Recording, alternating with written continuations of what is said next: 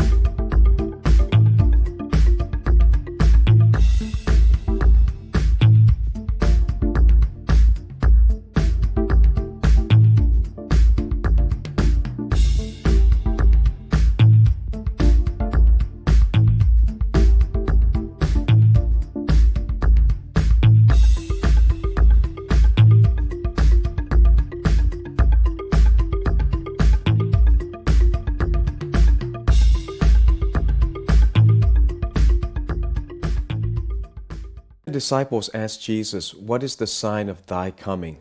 He gave a very simple answer that somehow we have missed.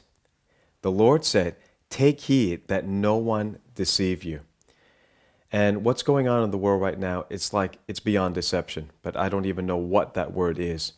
Of course, a lot of people don't know they're deceived because the definition of being deceived is that you believe a lie and you don't know it. You yourself don't know that you believe a lie. But I know that so many lies have been told. Our government has told us a year ago that, well, they need to do quick lockdowns so that we would not have long lockdowns. They told us that we would have to just flatten the curve, meaning just stabilize the COVID cases. And then they want a COVID zero policy. Zero tolerance for a virus that has animal reservoirs and can never ever disappear. This is not something like smallpox that a vaccine will make disappear. In fact, the vaccines have already shown that people who are vaccinated can still get it. But now they've ignored that and they've just simply gone to, we're not going to let you have your freedom until 70% is vaccinated. And you know that's a lie because it's going to become 80%, 90%, probably 100%. And the lies are not only disturbing enough, but it's the big tech and it's the billionaires and it's the conglomerate media that work together to cover up the truth. And all we want is that people have an opportunity to hear a conversation, to hear a dialogue about this. Why is it so difficult to get people to ask questions without getting a strike or getting censored? It's unbelievable to think this would happen under Trump, but one of the parents of the 13 Marines who were killed directly because of Biden's failed withdrawal out of Afghanistan, one of the mothers simply criticized Biden and Instagram deactivated her account. What are you afraid of?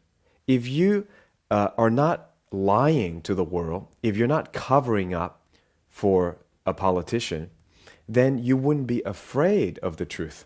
You would allow the truth to go forth.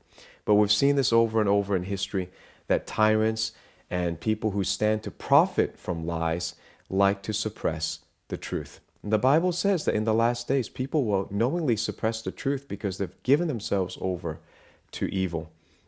So I just want to ask, and I want to show you a video of a compilation made by Liberty Pen of the most outstanding historic lies that have been told by our leaders. So the idea that we cannot question our leaders, especially when they're political, they're amoral, they're not following after God. It is the job of the Christian preacher to question such amoral or immoral people. It is our job. It is our duty. This is what we are called. This is what we're commissioned to do. They claim that we cannot question them, that we are to believe them. No, I say, believe the Bible. If you don't believe the Bible and God's wonderful commandments, which are made for our good, you're going to believe man's ridiculous rules. And they'll never end. They'll keep changing and changing and changing until they have totally deceived most people. So please have a look at this. And again, I want to give thanks to Liberty Pen, whose channel is also suppressed in views. But thank you for putting this together. Have a look.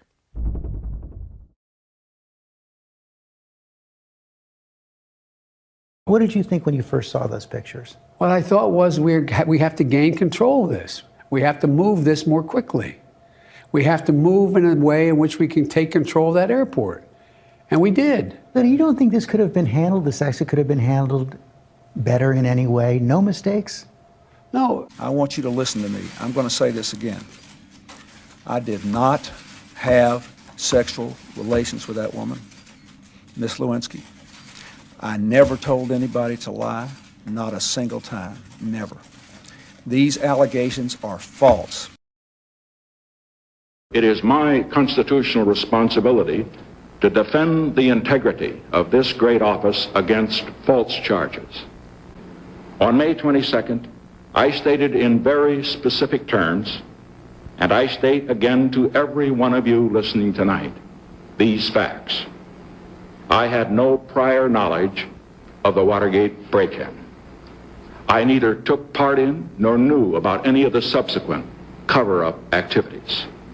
I neither authorized nor encouraged subordinates to engage in illegal or improper campaign tactics. Your top military advisors warned against withdrawing on this timeline. They wanted you to keep about 2,500 troops. No, they didn't. It was split. That wasn't true. That wasn't true. They didn't tell you that they wanted troops to stay? No, not in terms of whether we were going to get out in a time frame, all troops. They didn't argue against that. So no one told, your military advisors did not tell you, no, we should just keep 2,500 troops. It's been a stable situation for the last several years. We can do that. We can continue to do that. No, no one said that to me that I can recall. The fact is, we had 4 dead Americans. Was it because of a protest, or was it because of guys out for a walk one night who decided they'd go kill some Americans? What difference at this point does it make? Does the NSA collect any type of data at all on millions or hundreds of millions of Americans? No, sir. It does not. Not wittingly. My opponent won't rule out raising taxes, but I will, and the Congress will push me to raise taxes, and I'll say no. And they'll push, and I'll say no. And they'll push again, and I'll say to them, read my lips. No new taxes.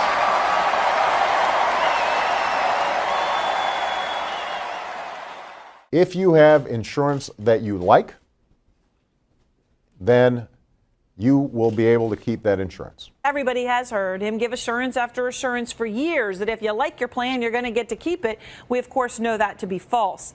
I regret very much that what we intended to do, which is to make sure that everybody is moving into better plans because they want them as opposed to because they're forced into it, that we weren't as clear as we needed to be in terms of the changes that were taking place. We are not about to send American boys 9,000 or 10,000 miles away from home to do what Asian boys ought to be doing for themselves. This evening, I came here to speak to you about Vietnam. Into this mixture of subversion and war, of terror and hope, America has entered with its material power and with its moral commitment. We've all seen the pictures. We've seen those hundreds of people packed into a C-17. We've seen Afghans falling. That was 4 days ago, 5 days ago. But the idea that somehow there's a way to have gotten out without chaos ensuing, I don't know how that happens. I don't know how that happened. So for you, that was always priced into the decision? Yes. If we are driven from the field in Vietnam, then no nation can ever again have the same confidence in American promise or in American protection. But I just want to ask a few questions, and I wonder if this would get a strike or a censorship to even ask the question. We just want a dialogue. Why suppress the truth? I'd like to know, why are antiviral drugs like hydroxychloroquine or ivermectin considered unsafe, taboo? We can't even discuss the results that are statistically significant in countries like India, despite the fact that these drugs have been used collectively for over 90 years. Yet the quote-unquote vaccines have only been rolled out for less than a year, and that seems completely fine. Why can't we have a discussion about our body's autoimmune capabilities? Why do we need to only talk about synthetic artificial immunity developed by big pharma for profit, subsidized by the government money? Why do we only talk about that when in fact the very best thing for you to be healthy is a strong immune system? You need to go get exercise, get some sun, get social activity, be mentally healthy and strong, eat right. These are things that would keep you well. In fact, it's what's kept you alive all this time, because there are viruses and bacteria and parasites all over the world and all around us all the time. It's our immune system that keeps us well. Why can't we talk about natural immune system and what are some of the nutrition that would support us, like vitamin D or zinc and such things? Why does it get suppressed? Why do politicians keep referring to experts and the science as if it's a monolithic agreement, when in fact there are conflicting opinions among experts and scientists? When did we allow personal health to become the responsibility of politicians? When did our personal health become the responsibility of politicians? Is that in the Constitution? And where do we draw the line? Do we say then the government has to force us to go and get daily exercise? The government will ban sugar and all sugary drinks? Is that what we're going to allow the government to tell us? Because somehow they've assumed that our health is anything to do with them. They're just elected officials. They're supposed to, maybe fill a few potholes and make sure that we're, safe from invaders. But they're not supposed to run our personal health and make decisions for us. This is not in the Constitution. Why do these politicians get away with making ridiculous and contradictory rules? Like, when are we supposed to sit down and have a drink? Are we allowed to, dance at a wedding? Are we allowed to see our own family? When did we allow them to get away with this contradictory set of rules? I'd like to know if lockdowns work, and Australia is like lockdown king in the whole world. If lockdowns work, why do we still have lockdowns? If vaccination works, then why do vaccinated people have to wear masks? If masks work in stopping the transmission of this virus, then why do we have to get vaccinated? I mean, these are just, they beg an answer. These questions beg an answer. But you know what? You're not going to get an answer, because Jesus says in the last day there will come some outstanding liars and deceivers in the world. And this would be a sign when the whole world, when masses and masses of people, nation after nation, can be deceived, can be censored for even grieving and criticizing the chosen, the anointed President of the United States, the chosen one of the media. They selected him. And to criticize him because her son is dead. Her son's name needs to be spoken. Her name needs to be spoken. Her voice needs to be heard. And yet they silenced him, or they silenced her. Her name is Shayna Chappelle, and her son was 20 years old. His name was Kareem Nikui. Along with 13 Marines, they died. Don't you think it's right for their voice and their perspective to be heard? And even if they don't like Biden, since when do we allow big tech to censor the opinions and the voices of good people. Thanks for watching another video. I don't often get to thank all of our donors and online church members, but from the depth of my heart, I want to say thank you for making Discover Ministries effective and making our reach global. And you may not realize it, but all of your giving actually affects not only Australia and the world through